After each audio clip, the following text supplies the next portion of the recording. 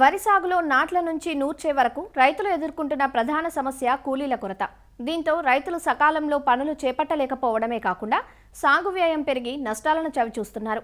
ఇలాంటి తరుణంలో కూలీల కొరతను అధిగమించి వ్యవసాయాన్ని లాభసాటిగా సాగించాలంటే ఆధునిక యంత్ర పరికరాలను వినియోగించాల్సిన అవసరం ఉంది.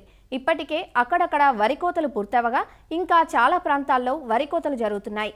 ప్రస్తుతం వాతావరణం మారడం, తుఫాను హెచ్చరికలు వంటివి పంట కోత, నూర్పిళ్ల సమయంలో రైతులను ఆందోళనకు గురిచేస్తున్నాయి. ఇలాంటి పరిస్థితుల్లో సమయం కలిసి వచ్చేలా, పంటంతా ఒకేసారి చేతికి అందివచ్చేలా యంత్రాల వాడకం రైతులకు మేలు చేస్తుందంటూ సూచిస్తున్నారు ఆచార్య ఎన్జీ రంగా వ్యవసాయ విశ్వవిద్యాలయం, శ్రీకాకుళం జిల్లా నైరా వ్యవసాయ కళాశాల విస్తరణ విభాగం అధ్యాపకులు డాక్టర్ డి చిన్నమనాయుడు. శ్రీకాకుళం, విజయనగరం, విశాఖపట్నం జిల్లాలో వరి పంటలో ప్రత్యేకంగా యాంత్రీకరణ కొంతవరకు ఒక 15-20% మంది రైతులు చేస్తున్నప్పటికీ ఇంకా కూడా యంత్ర పరికరాలు వాడాల్సినటువంటి అవసరం కనిపిస్తుంది. అయితే రైతులు యంత్ర పరికరాలు వాడేటప్పుడు వాళ్ళ పంటల సరళిని కూడా దృష్టిలో పెట్టుకొని, అంటే వరి పంట తర్వాత ఏ పంట వేస్తారు దాన్ని దృష్టిలో పెట్టుకుని చేయాలి. అదేవిధంగా వాతావరణ పరిస్థితులను కూడా దృష్టిలో పెట్టుకొని యంత్ర పరికరాలు వాడాల్సినటువంటి అవసరం ఉంది. మరి కోత సమయంలోనే చూసుకుంటే అదే కూలీలతో కనుక కోస్తే సుమారు 5,000 నుంచి 6,000 వరకు కూడా అడుగుతున్నారు. అదే కనుక చేను పడిపోయిందంటే ఇంకొక 1,000 రూపాయలు అదనంగా మరి రైతు చెల్లించాల్సిన అవసరం ఉంది. కాబట్టి ఇలాంటి పరిస్థితుల్లో ఈ వాతావరణ పరిస్థితులను దృష్టిలో పెట్టుకొని తప్పనిసరిగా యంత్ర పరికరాలను వాడాలి.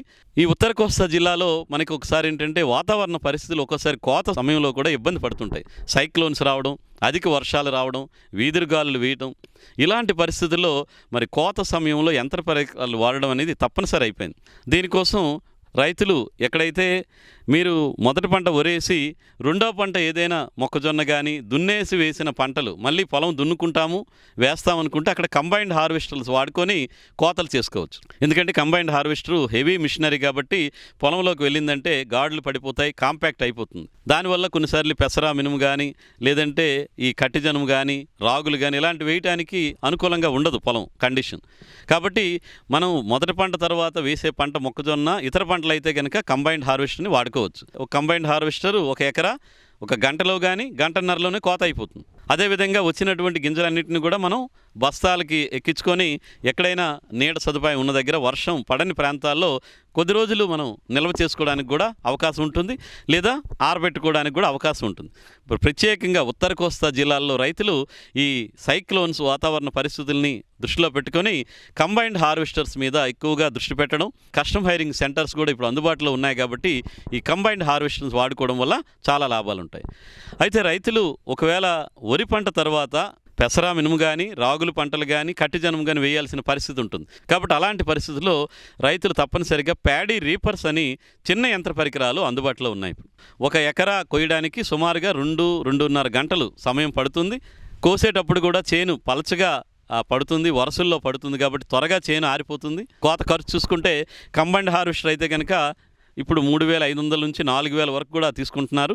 అదేవిధంగా రేపర్తో అయితే కనుక మనకు 3,000 అంటే 2,800 నుంచి 3,000లోనే మనకి ఎకరా కోత జరుగుతుంది. ఆ విధంగా సాగు ఖర్చు అంటే కోత ఖర్చు కూడా తగ్గించుకోవచ్చు. ఒక్కోసారి కంబైన్డ్ హార్వెస్టర్ దూరంగా వెళ్ళేటువంటి పరిస్థితులు ఉండవు, కాలువలు దాటి వెళ్లాల్సిన పరిస్థితులు ఉంటాయి. కాబట్టి కంబైన్డ్ హార్వెస్టర్లు వెళ్ళలేని ప్రాంతాల్లో మరి రైతులు ఈ ప్యాడీ రేపర్స్ని వాడుకోవడం, రేపర్తో కోసిన తర్వాత నూర్పిడి కోసం ఈ థ్రెషర్స్ అనేవి మనకు అందుబాటులో ఉన్నాయి. ప్యాడీ థ్రెషర్స్ అంటే నూర్పిడి యంత్రాలు కూడా అందుబాటులో ఉన్నాయి. ఈ విధంగా రేపర్తో కోయడం, థ్రెషర్తో నూర్పిడి చేయడం, ఈ రెండు ఒక కాంబినేషన్లో వెళ్ళాల్సిన అవసరం ఉంది. ఈ విధంగా మనం 1 ఎకరా ఖర్చులు చూసుకుంటే రేపర్తో కోయడానికి 3,000, అదే నూర్పిడికి చూసుకుంటే ఒక 1,500 నుంచి 1,800 రూపాయలు. ఈ విధంగా మనకు చూస్తే ఒక 5,000 రూపాయల్లోనే కోత పూర్తవుతుంది. అదేవిధంగా వాతావరణ పరిస్థితుల నుంచి కూడా మనం తప్పించుకునేటువంటి ఆస్కారం ఉండి పంటను కాపాడుకోగలుగుతాం. కాబట్టి ఈ విధంగా వాడాలి. మనం కోత కోసే సమయంలో గింజలో తేమ శాతం సుమారుగా 22 నుంచి 25% వరకు కూడా ఉంటుంది. దాన్ని మనం కనీసం 13 నుంచి 14% ఆరబెట్టుకోవాలి.